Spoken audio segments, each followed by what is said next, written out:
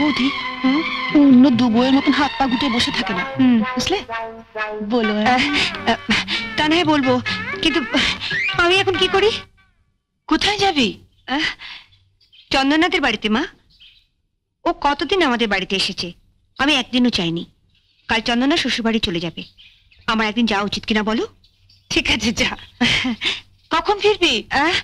ফিরবো মানে একটু দেরি হয়ে গেলে তুমি চিন্তা করো না, এতদিন বাদে যাচ্ছি, ওকে আমার না খাইয়ে ছাড়বে? আচ্ছা, আসি।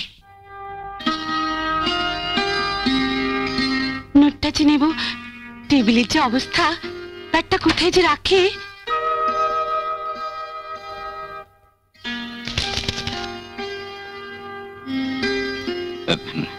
হ্যাঁ, পাঠিয়ে দাও।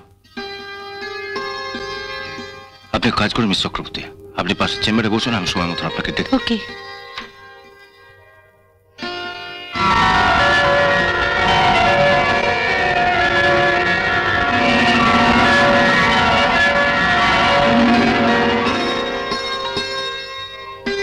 আমার টিএ রূপালী, মিস রূপালী চক্রবর্তী।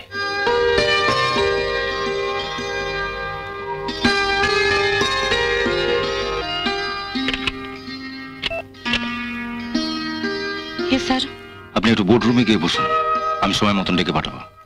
ওকে।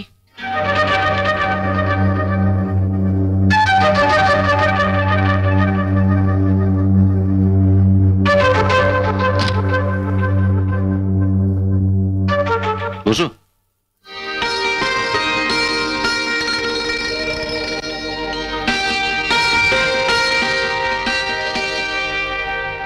হাতে একদম সময় নেই, তাই কাজটা এগিয়ে রাখলাম। যাবার সময় এগুলো নিয়ে যাও। কিন্তু কোনো কিন্তু নয়, আমার গাড়ি এগুলো সমেত তোমাকে বাড়িতে পৌঁছে দেবে। জীবনে প্রথম গয়না কিনলাম, দেখো তো তোমার পছন্দ হয়েছে কিনা। না, এটা না, এটা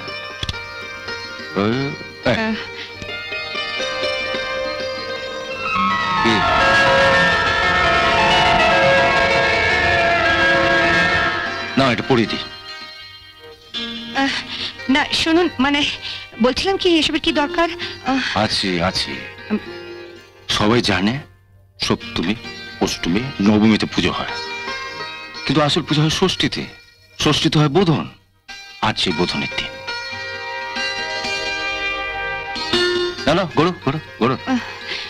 না মানে আপনাকে একটা কথা বলার ছিল। আরে একটা কেন, তুমি হাজারটা কথা বলো, আমি হাজারটা কথা শুনবো, তুমি শুধু আমার একটি কথা শোনো। না, না বলছিলাম কি, আপনি যদি আমার।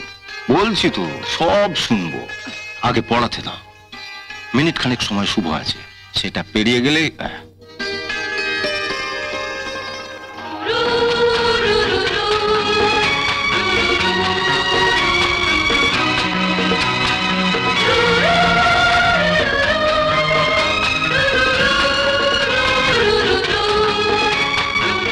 মেড ফর ইচ আদার, এটা যেন ঠিক তোমার জন্য তৈরি হয়েছে।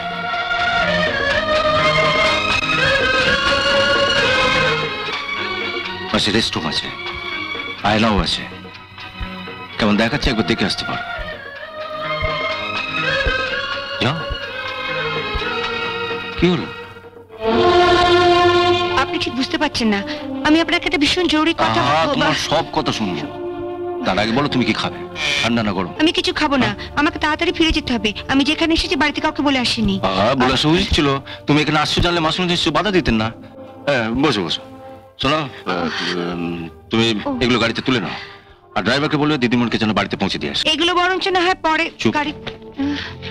চুপ। আর শোনো, তুমি তো এক হাতে সব পারবে না, কাউকে পার্টিতে এগুলো সব নিয়ে যাবে। যাও।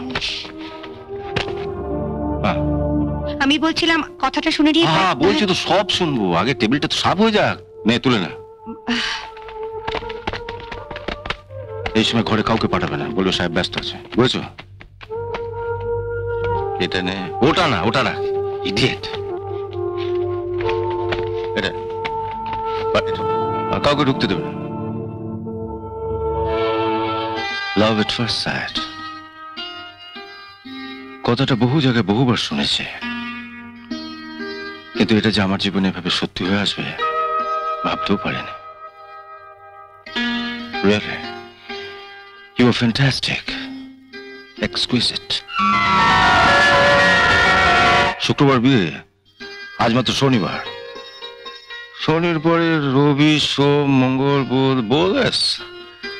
শনির পরে যদি শুক্রবার হতো তাহলে কেমন হতো বলো তো? বিশ্বাস করো, ভেবেছিলাম বিয়ে করব না,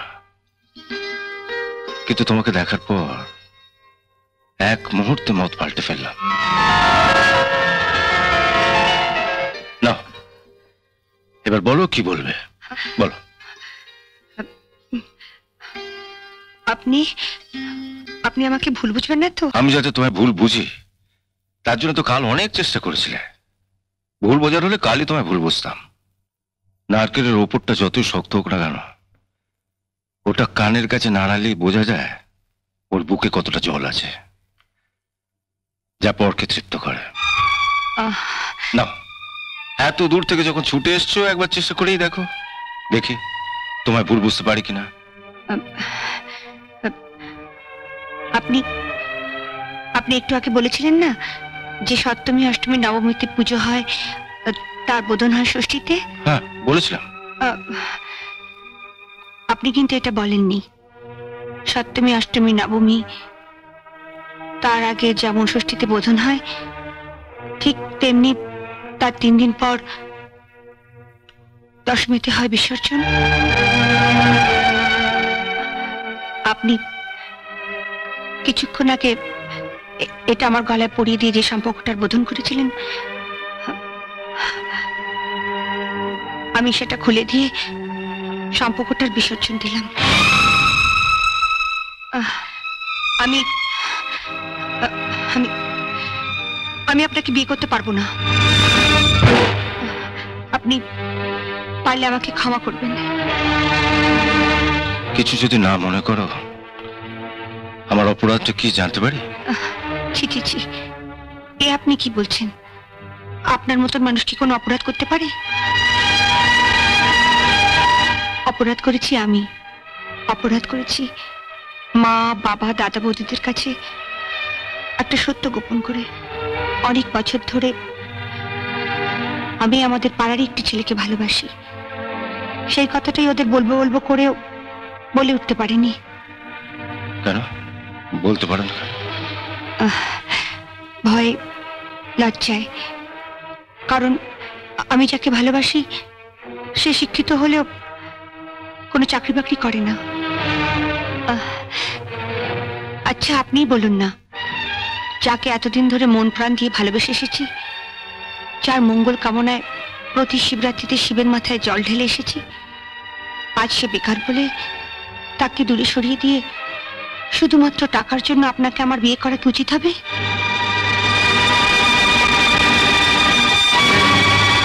ওর 14 বছরের ভালোবাসাকে অসম্মান করে আপনার মাত্র একদিনের ভালোবাসাকে আমি সম্মান জানাবো কি করে বলুন? আপনাকে বিয়ে করলে হয়তো জীবনের সব খুশি হাতের মুঠোর মধ্যে পেতাম, কিন্তু আপনি বলুন না, একসঙ্গে মুঠো ভর্তি ঐশ্বর্য আর বুক ভরা কান্না নিয়ে একটা মেয়ে কি করে জীবনের বাকি পথটা চলবে? অসহায় দুটো জল ভরা চোখ নিয়ে ও যখন আমার মুখোমুখি এসে দাঁড়াবে, কপালে আপনার দেওয়া এত বড় একটা সিঁদুরের টিপ পড়ে, আমি কি মুখ তুলে ওর চোখের দিকে তাকাতে পারবো?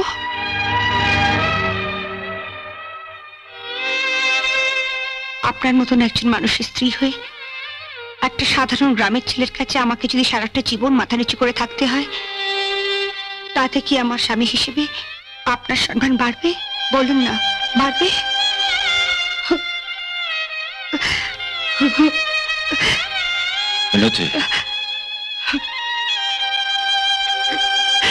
কাল প্রথম দেখাতেই তোমাকে আমার ভালো লেগেছিল,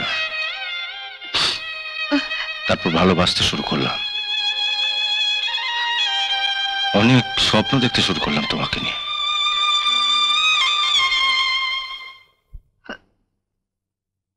আজ আমার সমস্ত স্বপ্ন ভেঙে দিয়ে তুমি আমাকে এমন এক সত্যের মুখে এনে দাঁড় করালে যেখানে দাঁড়িয়ে তোমাকে শ্রদ্ধা জানানো ছাড়া আমার আর কিছুই বলার নেই। কাল চেয়েছিলাম তুমি সুখী হও, আজও চাইছি তুমি সুখী হও। যতদিন বেঁচে থাকবো আমি চাইবো তুমি সুখী হও। তোমার চলার পথে যদি আমাকে প্রয়োজন হয় বলো, তোমার জন্য কিছু করতে পারলে আমি সুখী হব। তাহলে আপনি আপনার লোকদের বলুন গাড়িতে যে শাড়ি গয়নাগুলো রেখেছে ওগুলো নামিয়ে নিক। আমি তো গাড়িতে যাবো না। আমাকে বিয়ে করতে তোমার আপত্তি থাকতে পারে, কিন্তু আমি যদি তোমায় কিছু উপহার দিই। আপনার কাছে ওগুলো উপহার হতে পারে, কিন্তু আমার কাছে ওগুলো আপনার আশীর্বাদ। আর আপনার মতন মানুষের আশীর্বাদ ফিরিয়ে দেওয়ার স্পর্ধা আমার নেই। কিন্তু বন্ধুর বাড়িতে যাব বলে এসেছি তো, তাই কালকে তো আপনি আসছেনই, তখন না হয় ওগুলো নিয়ে যাবেন। বেশ।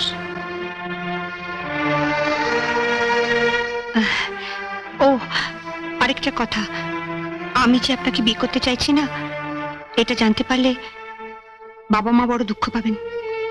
তাহলে